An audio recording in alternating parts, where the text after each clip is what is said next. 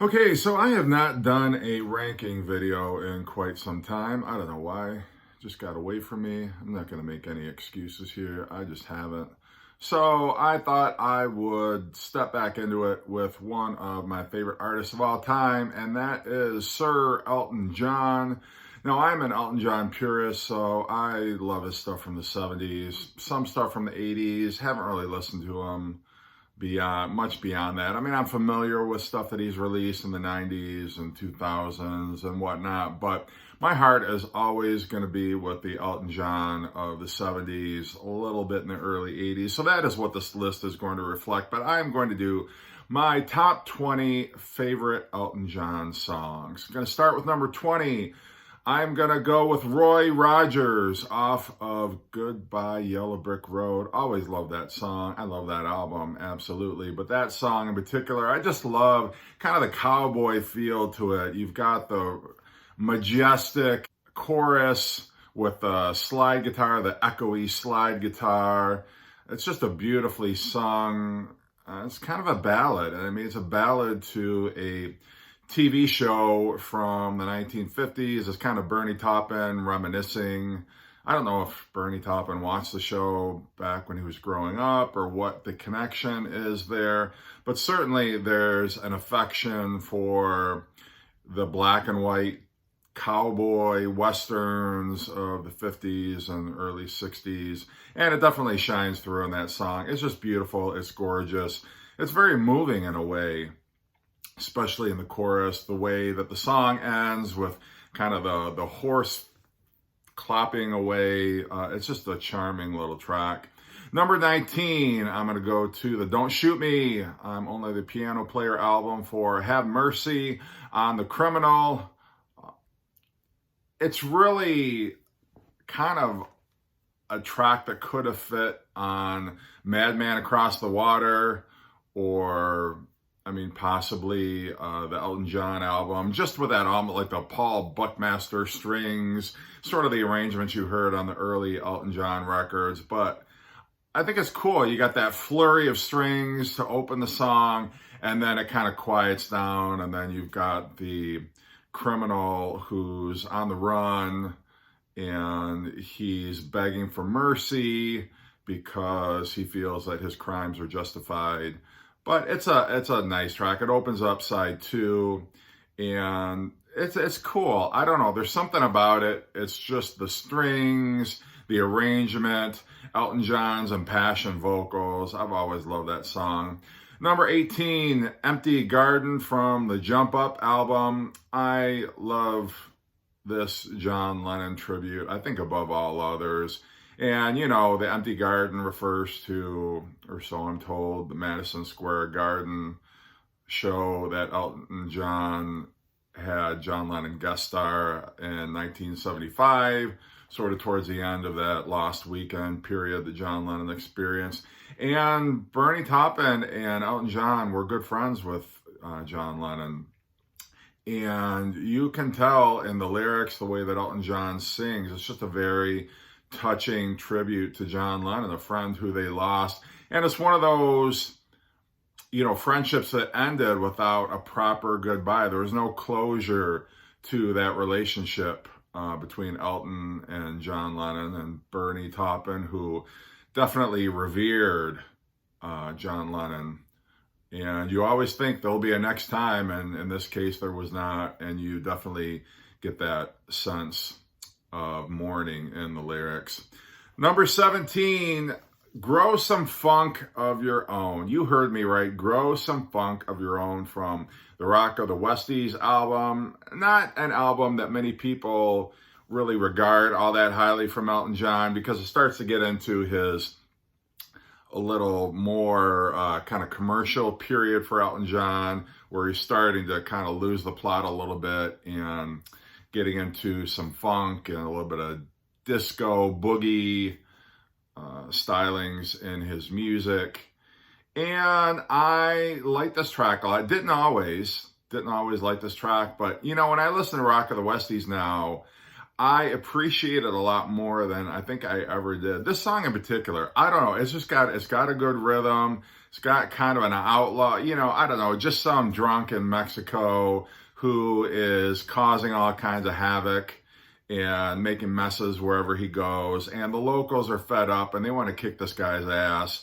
And they're giving him, this is basically, the song is a warning, like, grow some funk of your own, amigo. And but it's just, I don't know, it's something about it. It's got a good driving rhythm. I love the end where you've got the xylophone or whatever playing that rhythm and that's my xylophone impression. You want to hear it again? But you know what part I'm talking about. If you heard the song, you know at the end. And it's just, pulls me in every time. I love it. It's cheesy. It's insubstantial, yes. But sometimes those are the most fun tracks. And I like that track. Number 16, Curtains from, Captain Fantastic and the Brown Dirt Cowboy. It ends the album. And it's just one of those where it just keeps building at the end. Like Hey Jude a little bit. It reminds me of like the Hey Jude kind of chorus where it's just the same thing repeated over that. Oh, and it just builds and keeps going on and on and on. And I don't know. I love those songs. Maybe it's because I like Hey Jude so much. Number 15, Ballad of Danny Bailey, going back to the Goodbye Yellow Brick Road album. Always love that. Do. That opening is so cool. Do. Some punk with a shotgun. Yeah, that whole thing. And then you got the boom, kind of signaling the shotgun blast. And it's a great track. It's a great melody, great vocals. And I love the harmonies on this track, too. Just so good. It's got a great kind of chugging rhythm. The strings kind of swelling up towards the end of the song. Very cool. One of the greatest moments on a tremendous album. Number 14, Idol from the Blue Moves album. Is that the name of it? Blue Moves? Yes, Blue Moves. Double album. Not as great as Goodbye Yellow Brick Road, but solid double album, I think. I always like that. It's almost like a lounge singer kind of ballad, like Elton John trying to do Billy Joel circa Piano Man or something, but a great melody. I like it. It's Elton John and the piano and him just swinging on the piano and got a kind of a sultry lounge singer kind of voice. I think it's cool. Number 13, Someone Saved My Life Tonight, back to the Captain Fantastic album. Definitely the standout track on that album. Another great album, but I've always, I remember that hearing that song growing up and thinking what a cool track it was. And it's autobiographical too. It's how Elton John tried to commit suicide and somebody saved him. I think it was Bernie Taupin maybe saved him because, and I know, the story is Elton John was going to marry somebody and his heart really wasn't in it. And Bernie Taupin talked him out of it, and that also was how Bernie saved Elton John's life. At least I think it was. It might have been Long John Baldry.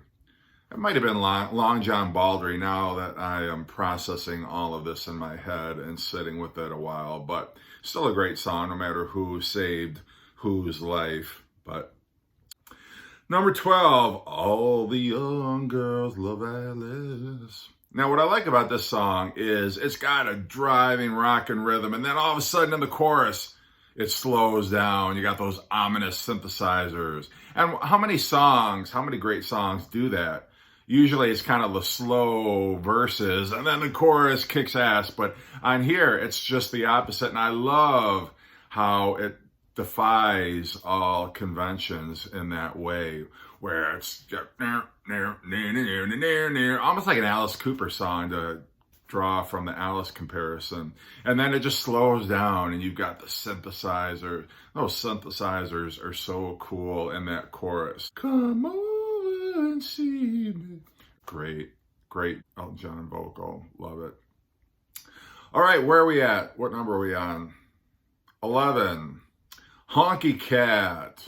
This is like a bar room, saloon kind of. I love that beginning, that kind of plucking. That was a banjo.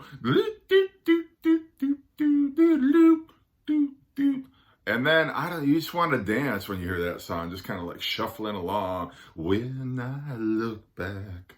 But he has so much fun singing these songs. They're so playful, they're so inventive, they just make you feel good. It's so cool. I had no idea. I really thought when I was growing up, because I was a huge Elton John fan growing up, I thought like an actual cat, Honky Cat, whatever the hell that is. But I understand cat being a euphemism for a cool dude. Anyway, we're number 10. Come down in time was the message she gave. And I might not be getting all these lyrics right. I don't know. Don't hold me to the lyrics. It's how I remember them, and that's how I sing them. Damn it. Come down in time. Love that one from the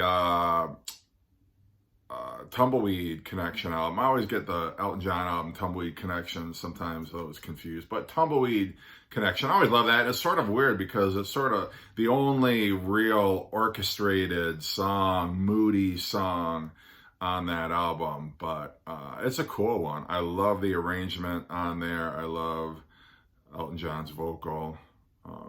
So there. Number 9. Harmony, last track on Goodbye Yellow Brick Road, but what a way to go out. Now, you just had onslaught of some of the greatest music of the 1970s, and then they just wrap it up, and it's a tiny little song. It doesn't last very long. Hello. The whole way he sings it, I love the rhythm of it. It's just a gentle... God, that song could have gone on for 2 more minutes, and I would have enjoyed every minute of it, but it's just a very cool, love that. And then the majestic chorus again. Love it. And how he ends, he keeps going on. Harmony, harmony, harmony,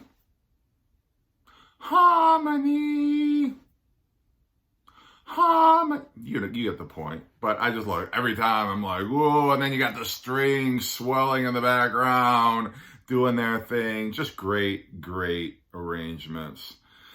All right, number 8, Border Song. Got a little gospel flavor in there. Holy Moses.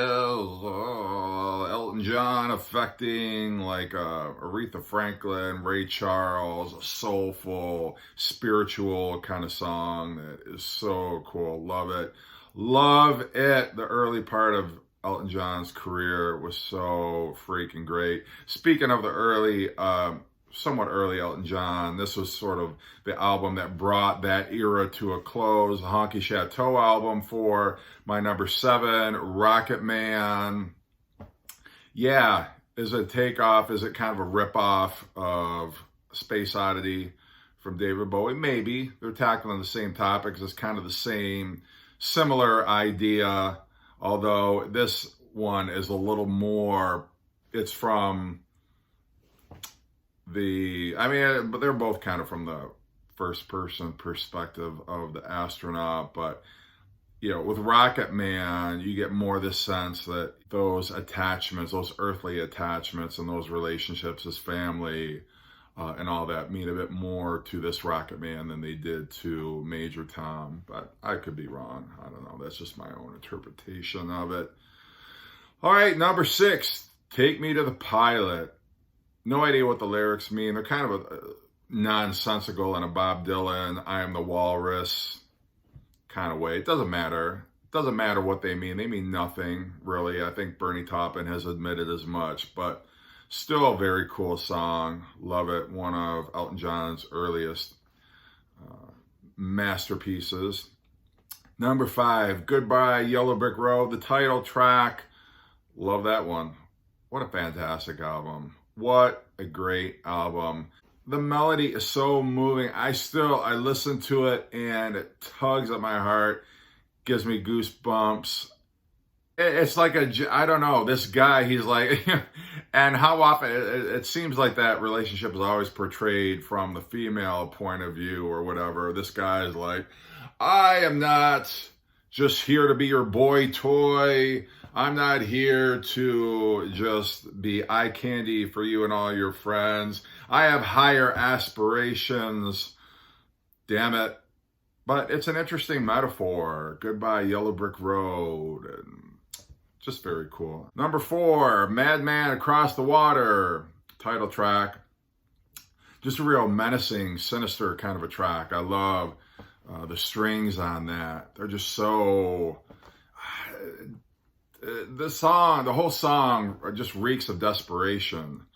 And something like some bad stuff is about to go down. And you get that vibe from the lyrics. It puts you on edge. You just feel uneasy listening to it, but it strikes you emotionally in that way, and just like all the great songs do, you can't help but kind of feel like, ooh, there's some serious shit about to go down with that one.